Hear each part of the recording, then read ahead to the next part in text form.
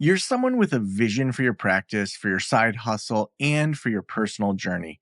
But when it comes to establishing your path on how to get to where you want to be with your practice, things get a little messy. You're also someone who'd prefer to go in person instead of to groups and listening to everyone else's story. To me, it sounds like you could benefit from one-on-one consulting with our experienced practice of the practice consultants. From $5.95 a month and up, you can work with a consultant that will give you more direction and practical tried and tested tips matched to you and your goals. For more information, visit practiceofthepractice.com/apply. Again, that's practiceofthepractice.com/apply.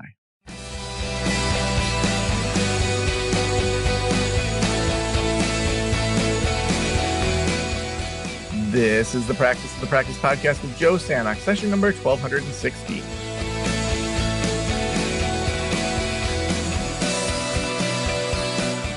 I'm Joe Sanok, your host, and welcome to the Practice of the Practice podcast, where we help you build a thriving private practice that you absolutely love.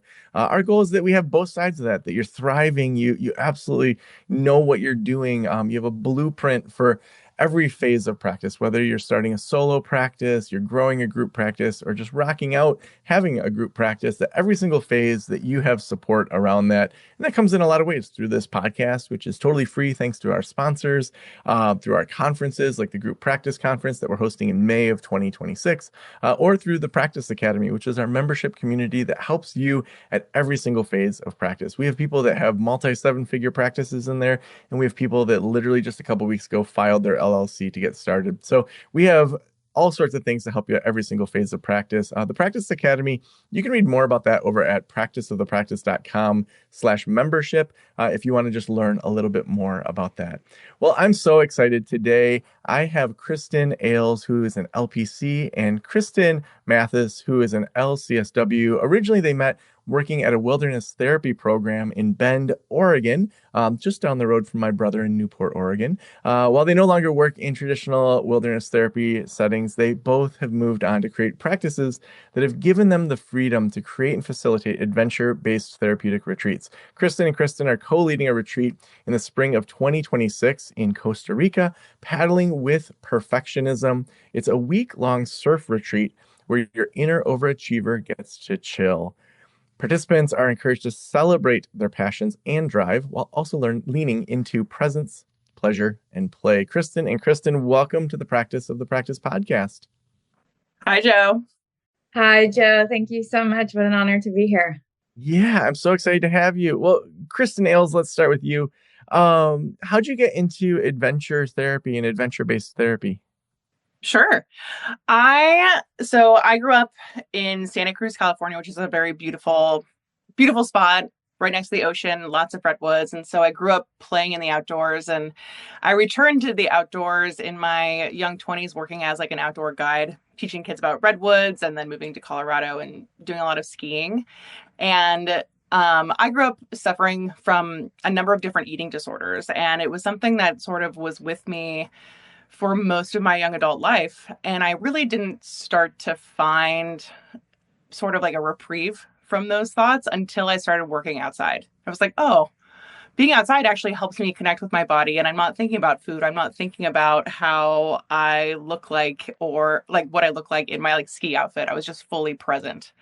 And so because recovery is such like a gift, I was like, I really want to like lean into this more. And so I started looking into wilderness therapy programs and thinking about nature and the outdoors and how it's helped my own healing. And then I ended up going to Naropa, and they have a wilderness therapy program that I completed there.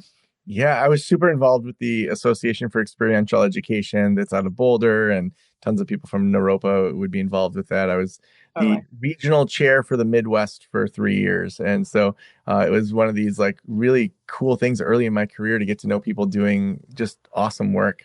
Most of my grad school work I would do on like wilderness therapy and applying it to wilderness because, you know, I was in the Boy Scouts and stuff. So being outside was like a big part of my life. And then I realized for me, if I was going to have a family and like kind of have a life, I thought being out in the wilderness for 30 days at a time just like didn't work. So I kind of gave up on part of that. And so it's interesting to hear how you guys have found a way to have families and life, and I can't wait to dig into like what that looks like with your wilderness stuff too. Other Kristen, and I won't refer to you as other Kristen the whole time. I'll just get so that you know which one I'm bouncing to. I'm sure you guys get that all the time. Oh, how did you get into wilderness-based therapy? It's a complicated duo we have here, but Yeah, we are used I could to be like Kristen with an I, Kristen with an E. I could, you know. blonde Kristen. Oh wait, they're both blonde. Um, it's interesting because I grew up in Wisconsin and we don't have anything. Well, there is the wilderness therapy community, but I didn't know about it. But I did have a strong relationship to the outdoors my whole life and athletics and sports. And when I went for my social work degree, I had no idea that wilderness therapy existed or the career path was an avenue for me, until I was out in Portland for my grad program. But that being said, the outdoors has always been a part of my life, and I just knew that I felt better in it. And if it could be a part of my life, that would be wonderful. If I could help that be a part of other people's life, that would be great. I didn't know the science behind, the body and the brain and why it's so good for us. I just knew that I felt better and wanted that to be a part of my life. If it could be a part of my career, great. And so that's how I kind of found out. I think a friend told me like, hey, this wilderness program exists and I think this would be perfect for you. And I got to explore the whole industry of wilderness therapy and what that looks like. And then eventually led myself into how do I take that into my own private practice so I can both have some freedom and time for family and friends and things like that, but also give my clients, what I know in my heart is the good Yeah. stuff. I wonder if the two of you could just do a quick kind of master class for us on wilderness therapy. Like, I mean, I'm sure that since I was in AEE 20 years ago, like a couple things have changed. Like, what are kind of the big things that are developing in it right now? Like, I mean, I know you guys are kind of doing more trip-based stuff, but like, talk us through just like a quick master class. And I'm not gonna like call on you. You guys are friends. You can share the stage equally. But like, what should we know to get people that maybe have heard of wilderness therapy and are therapists, but don't really know what that means and what that looks like? Maybe walk us through that in a kind of quick master class almost.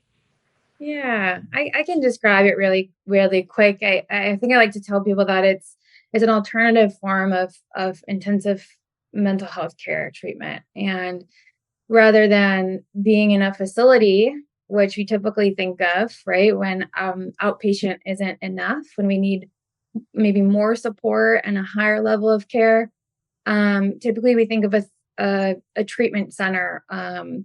And so it's very similar to that approach, but instead of being indoors and in a facility, we are outdoors based, in the out in the backcountry, either backpacking, camping, where the therapeutic elements are really woven into the wilderness and the adventure. So we get a lot of the therapy from the adventure that we're facilitating.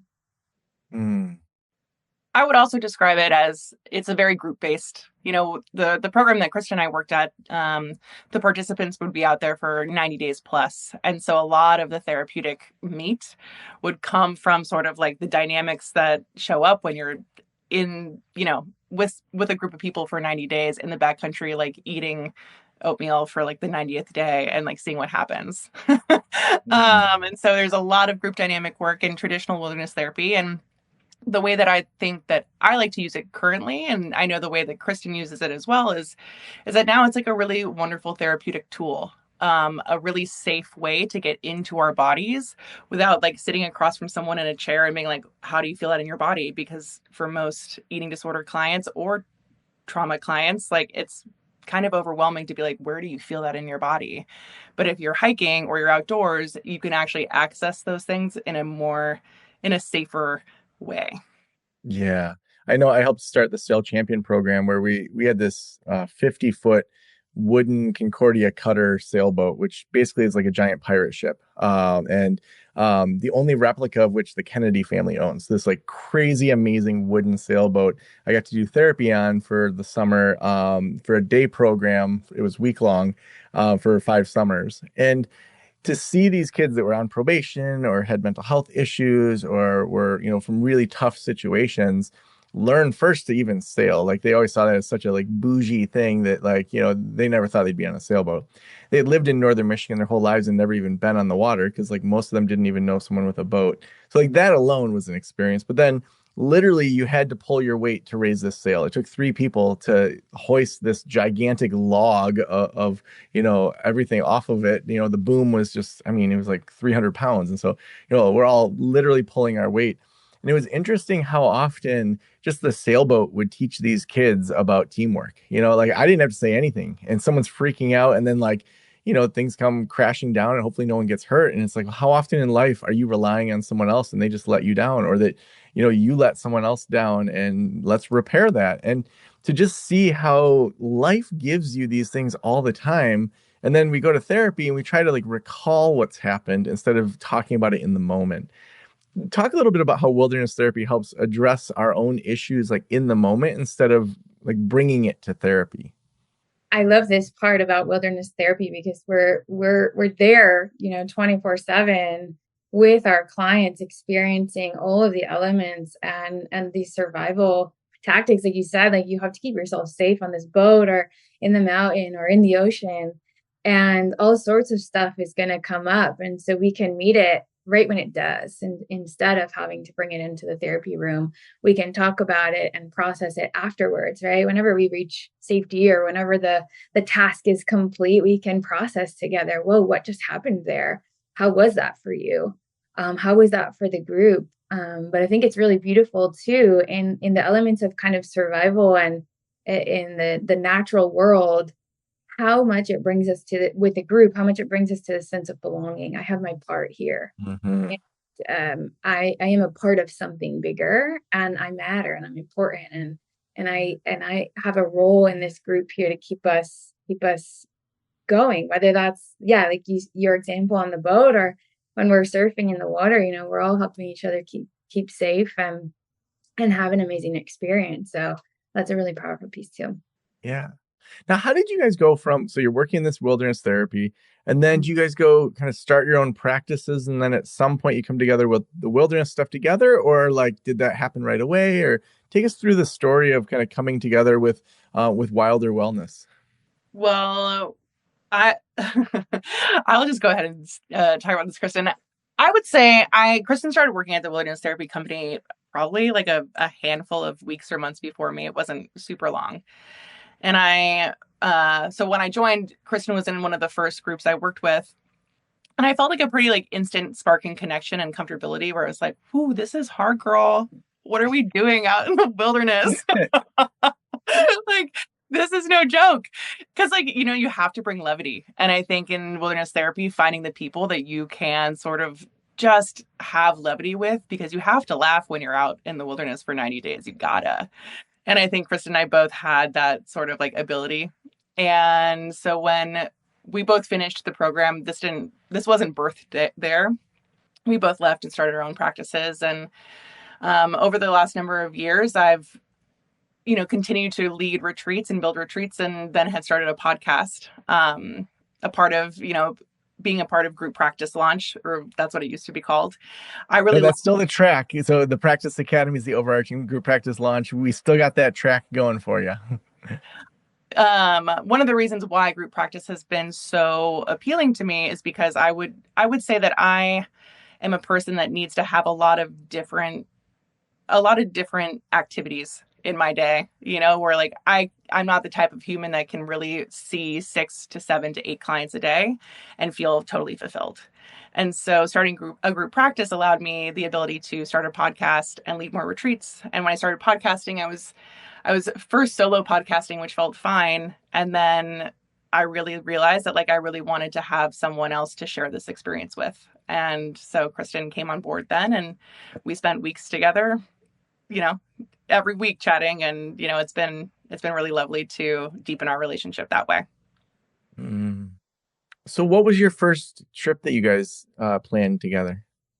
This is our first trip that we are doing together. Oh my gosh. Okay, so you guys so I saw you also have a trip to Portugal that's probably about a month after when this episode goes live in October of 2025. So tell me about like how you plan Portugal, and then so Kristen with an E, you're doing that without Kristen with an I, the Portugal one. Okay, and then the paddling with perfectionism, that's the one that you guys are doing together. Hmm. Okay. Yeah, I lead a number of trips, either solo or with different companies. Like trip Yeah. leading is one of my passions. I love Yeah. getting out of the therapy seat as much as I possibly can, to be totally honest.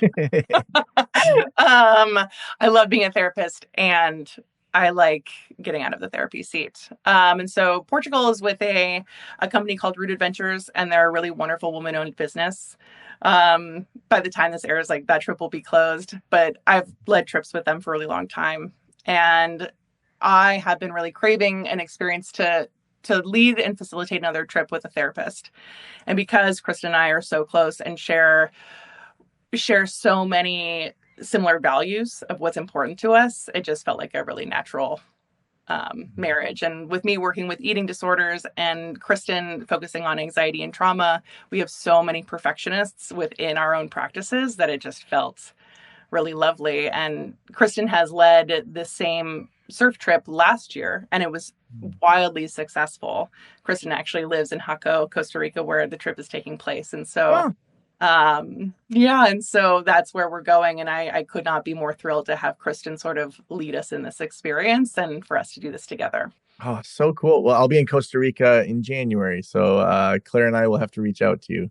Uh, Absolutely. yeah, we're going down for a wedding. One of my best friends from elementary school like is getting married and getting a big Airbnb and stuff, and we're all just staying in it. So, um, but anyway, so I'll have my own Costa Rica trip. That's awesome. Amazing.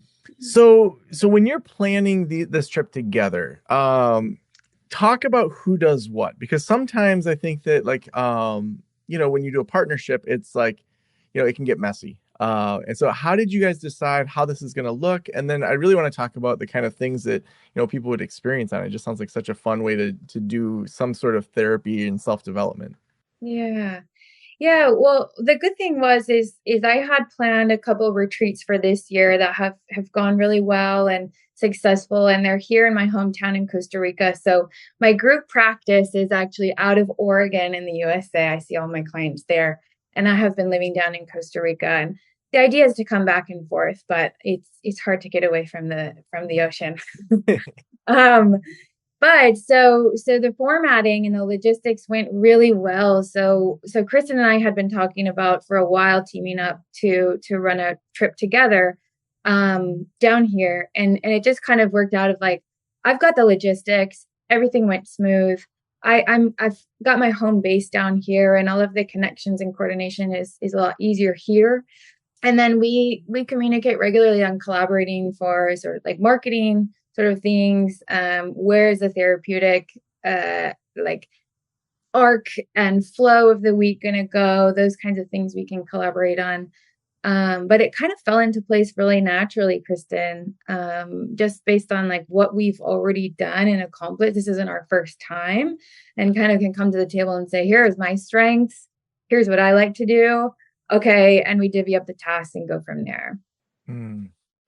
I would say that Kristen and I have a lot of trust in each other already because we've been podcasting. Joe, like how much work podcasting is. And so we're pretty dialed on getting through hard things and pushing when we need to, and knowing that like, okay, Kristen Ailes can't make a spreadsheet for her life, but like math is good, and so we both really know our strengths pretty well. And it's been really lovely to just sort of like let this come to life. And I think that we're both really excited and both have experience running retreats separately. And so to do it together feels like we already have the boundaries. We're really good at talking about numbers and, signing contracts around like, this is going to be what your pay is. And like being just really clear. Like Kristen and I, we're friends, but I wouldn't say that like prior to us working together that like we were besties. I like didn't call Kristen. And so I think that like having a relationship where we have sort of like built our relationship as business partners more than we did as friends. Yeah.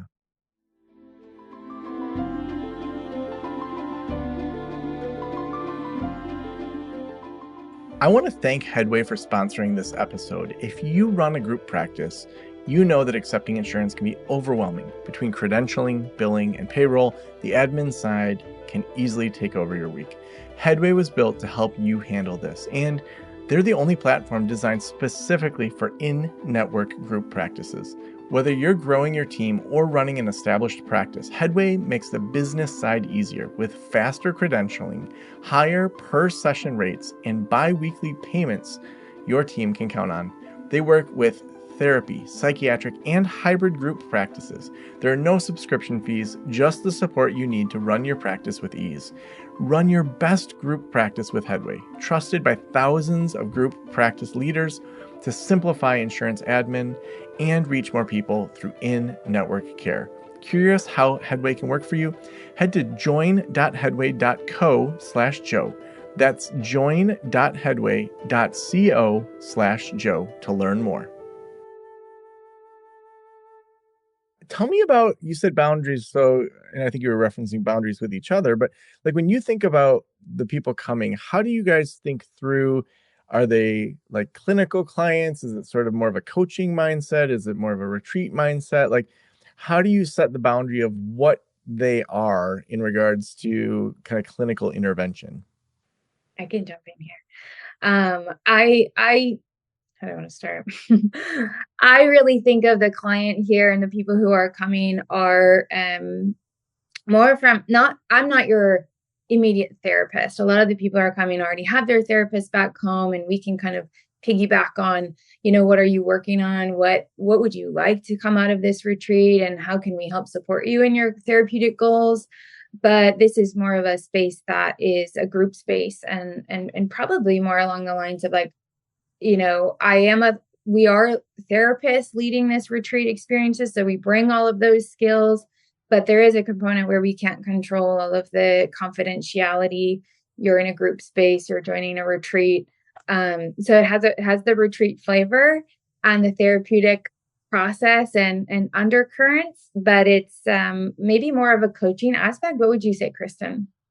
Yeah, I actually feel really strongly about this.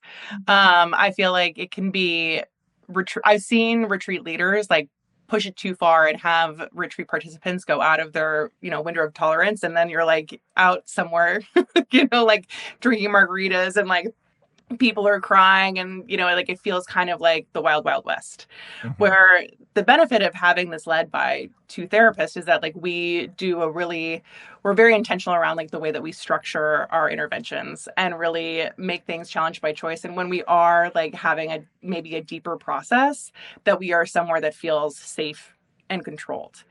The way I like to think about wilderness therapy is that it does happen right in front of you. So like if I notice that someone's maybe feeling uncomfortable putting on a bathing suit, I can be like, hey, Becky, getting in your bathing suit, like, how are you feeling right now? And that like it's sort of like leading from behind and taking notice and then like bringing that in. It's very much like what's happening in the moment and then coming together in safe spaces. And so I would say that like in terms of boundaries, Kristen and I take that very seriously around like not making sure that we're pushing people too far where they're leaving the retreat being like, what just happened? Did I like bare my soul to a whole bunch of strangers? Then like it felt really crazy. Now I have this vulnerability hangover. Like we want you to walk away feeling empowered with tools and also being like, I learned how to surf and I had a good time.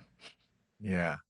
Yeah, and I think creating the container for choice, a lot of choice. It's challenge by choice. You can make this as therapeutically deep as you want to or not, but creating the space and the container for it to go there, and we get to model that as well. Like take some risks with vulnerability and opening conversations to kind of help support the group create that.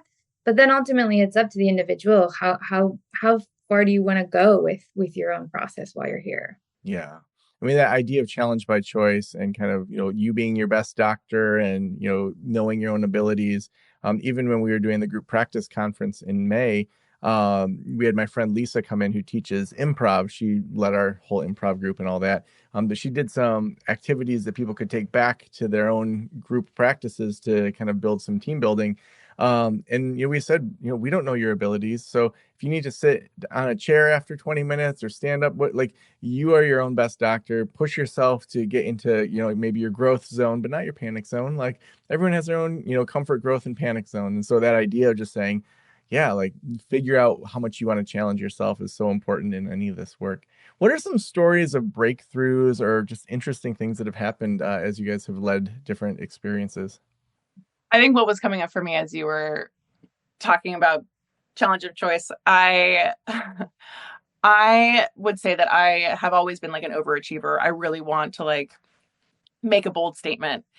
And so a couple years ago, I was 7 months pregnant, and I was like, what a great time to lead a trekking trip in Patagonia. What a Of great course. time. Yes. And I got there, and all the guys were like, literally no one 7 months pregnant has ever done it. And I was like, I'm going to be the first one. It's going to be me. I will do it. And long story short, I did not. I did not complete the trekking trip and had to get I medical evac is a pretty intense word, but I would say that like I had a co-leader, thank goodness. But I left the trail on a boat and was like, okay, see ya. I actually can't complete this trip, and I can't lead the rest of this trek. And that happened to me personally. And things like that happen with clients all the time, where like you sort of have to confront, like, I wanted to do this and my body isn't allowing me to, or I can't. And you have to make that really hard choice of like, I have to step away. And with the stepping away and taking care of yourself, either that can be really empowering, or it can be this ego death, or really lead you to having to look and question some of the choices that you make. And so for me, it really led to me sort of being like, wow, why I really made the choice to come down here when I probably knew that that wasn't the smartest choice. Well, what am I trying to prove, and where am Yeah. I trying to prove all of these things in my life in general? And it turned out to be like a pretty big theme, is that like I'm always pushing and always trying to go harder without a lot of rest. And I didn't really get that until I was 7 months pregnant on the other side of the world.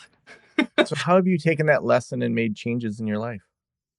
I would say that it's actually been a big part of, this retreat, and having to look at like my perfectionism. We think about perfectionism as wanting to build like this big, bold, beautiful life and like control things as much as we can. Like, the world is chaotic. Our lives are chaotic. And so for me, I wanted to like have my life be adventurous and fun and exciting and beautiful. I love to take photos.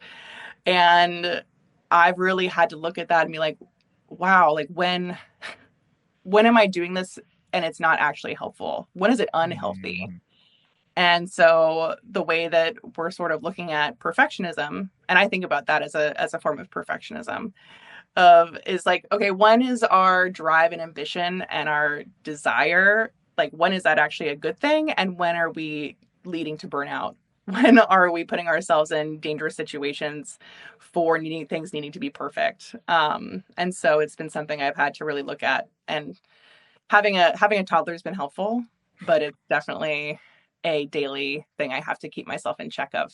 yeah. Yeah. Other Kristen, what about you? Any stories from the field that stand out to you? So many stories, especially in surfing. But I was thinking too about what you said about, finding that spot where we're outside of our comfort zone, but not in our panic zone. And I think surfing in particular is outside of a lot of our comfort zone, especially I work with mostly people who've never surfed before or who are beginners. And there's so much out of our control that it's deeply uncomfortable. I don't think anyone necessarily comes on these retreats or into the water for the first time and is completely, in their comfort zone. And so it's interesting too. I just had someone who was here with us, and they were experiencing quite a bit of panic, actually, just thinking about entering the water, even being in the water, but also wanting to experience that and work through that in the water, right? And so instead of saying, no, that gives me anxiety, or no, that's really scary, and so I'm not going to do that, This was a client who was like, I really want to tackle my fears of the water, and I really want to get comfortable. I really want to surf, and I want to enjoy it. So it was beautiful to watch her progression of actually working through some of the panic in the water with myself, the therapist, and the surf coach who was present. One of her scariest, we just connected on a call after a retreat. We do a group gathering to process and integrate.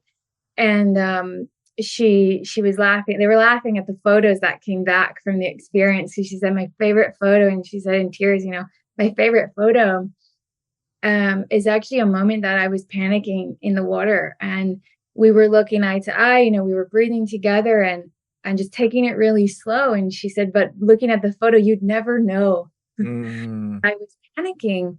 And the light's so beautiful, the water's beautiful, there's a sunset, and and she's just like, that was turned out to be my favorite moment, because after we got through that, I was able to get out to the lineup and have a great time and surf and move past some of those fears. And it's not something that, we never are scared of doing. I think some people are like, the word fearless, like, how can you be so fearless? It's not about being fearless necessarily, especially if we have anxiety or panic or perfectionism, right? It's like, I'm scared and I'm still showing up, or I want to be there and work through that.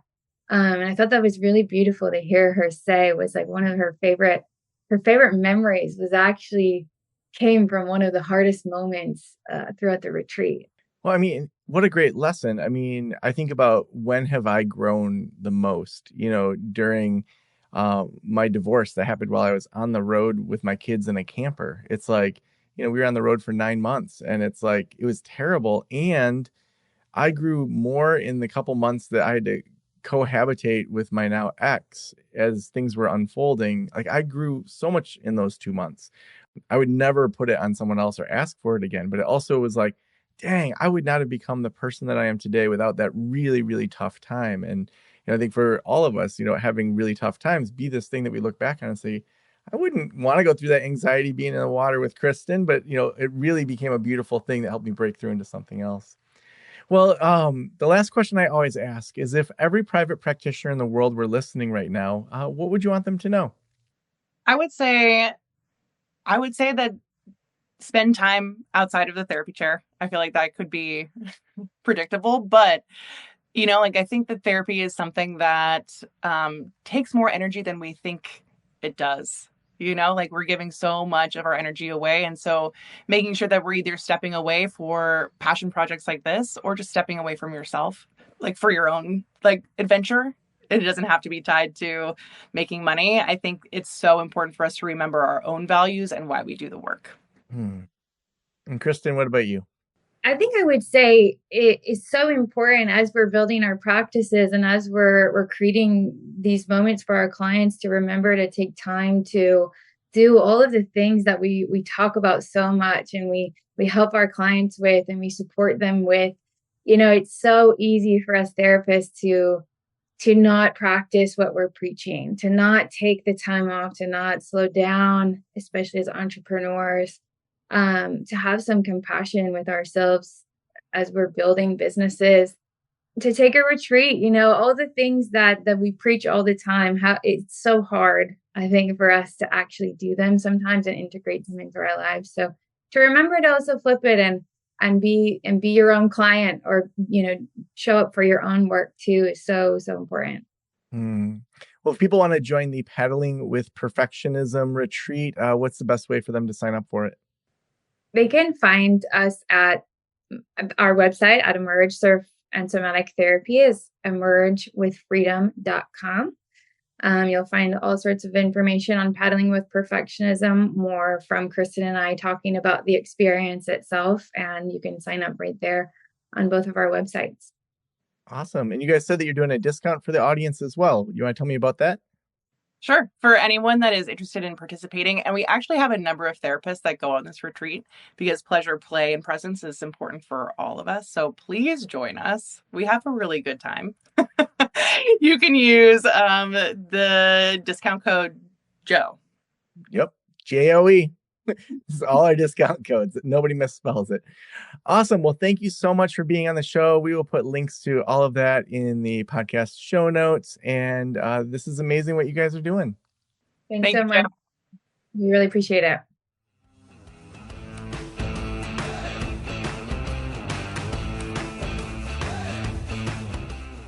You know, what I love about doing this show is I get to interview people that are just doing things that are therapeutic-esque, but are also integrating with just what it means to be a good human. Having adventure in our life, taking time away to reflect. You know, I think back to, when we hosted Slow Down School here in Northern Michigan. I think we did that 4 years in a row, where we'd get these great cabins on the water and we'd go hiking, and then we'd work on businesses after doing that for a couple days. And after 2 days of being in wilderness, eating really good food, where we had this executive chef that connected with local farms, and then we'd work on the business, it was like there was clarity that just emerged that wouldn't have emerged if we hadn't taken that time. And so whether you're joining trips like what we're talking about today or creating your own retreat, find that time to slow down, to really reflect and be intentional on what you're building in your business, what you're building in your life, the relationships you have, the hobbies you have, all of those things. Because it just gives so much depth to your life beyond just saying, hey, we want to build a thriving private practice you absolutely love. That side of loving your private practice is also loving time away from your business, loving time in nature and with friends and playing board games, or in my case, doing improv. Like I laugh so hard when I do improv. Last night, this has nothing to do with the episode, but I started this group called Red Trillium, and we do a 45-minute improvised play that's a murder mystery where we ask the audience for a ridiculous murder weapon and a ridiculous place to get murdered. And we create these small town characters that then murder someone. And it's just ridiculous. It's like being a 9-year-old that's just playing, except I get to do it with a bunch of grown-ass adults. So if you're looking to play and slow down, I want to encourage you to do that as you enter in this last quarter of the year. Find those things that you want to try out. For a number of years for me, that was curling. I thought it was a weird sport. I thought, hey, let's give it a whirl. And then after that, it was improv. For you, it might be watercolor painting. I don't know. We could not do this show without our amazing sponsors. And today, Headway is our sponsor. If you are looking for help running your practice and want the best group practice you can have, you're going to want to sign up with Headway. They are trusted by thousands of group practice leaders to simplify their insurance admin and reach more people through in-network care. If you're curious about how Headway can help work for you, head on over to join.headway.co/Joe. That's join.headway.co/Joe to learn more. Thank you for letting me into your ears and into your brain. Have a great day. I'll talk to you soon. Special thanks to the band Silence is Sexy for that intro music, and this podcast is designed to provide accurate and authoritative information in regard to the subject matter covered. It is given with the understanding that neither the host, the producers, the publishers, or guests are rendering legal, accounting, clinical, or other professional information. If you want a professional, you should find one.